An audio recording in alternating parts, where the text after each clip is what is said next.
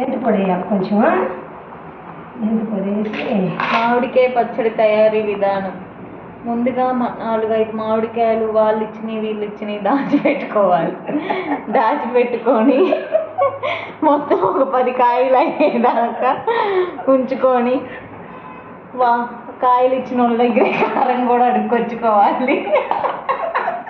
ఇలా కారం అడుక్కొచ్చుకొని వాళ్ళ దగ్గరే కట్టుబెట్టు కూడా అడుక్కొచ్చుకోవాలి. అప్పటికప్పుడు గబా గబా షాప్కి వెళ్ళి సాల్ట్ ప్యాకెట్, అక్కడ కనిపిస్తున్న నూనె ప్యాకెట్ కొనుక్కొచ్చుకోవాలి.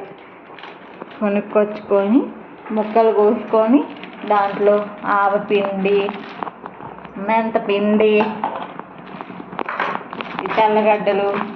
తెల్లగడ్డలు కూడా ఎవరో ఒకళ్ళు ఇంటికి వచ్చిన వాళ్ళతో ఒలిపియాలి.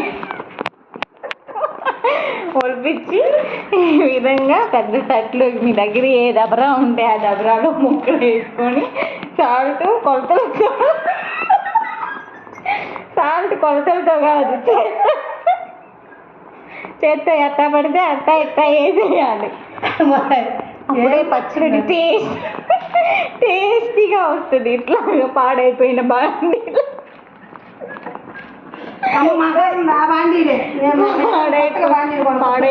బాండీలో నూనె కాసుకోవాలి. ఈ విధంగా చేత్తో సాల్ట్ చంపుకోవాలి. ఈ విధంగా చేతులు కూడా కడుక్కోకుండా పిసకాలి.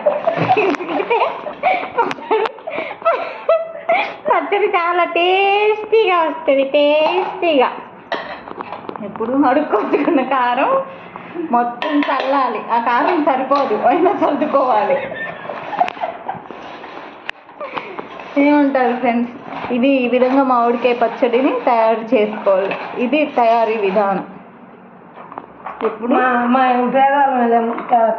ఎవరో ఒకరితో ఒలిపించుకున్న తెల్లగడ్డల్ని సగం దీంట్లోకి సగం దాంట్లోకి వేయాలి. అది కూడా పూర్తిగా వేయం, టిఫిన్ వేయాలి.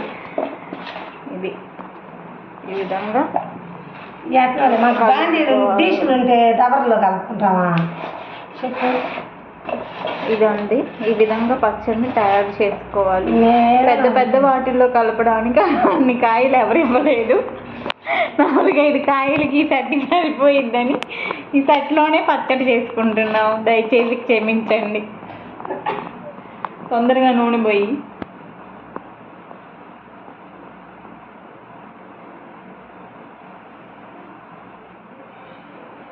నూనె కాలుతుందో లేదో షో చేయాలి. కాలుతుందా అంటే చల్లగా ఉన్నా కూడా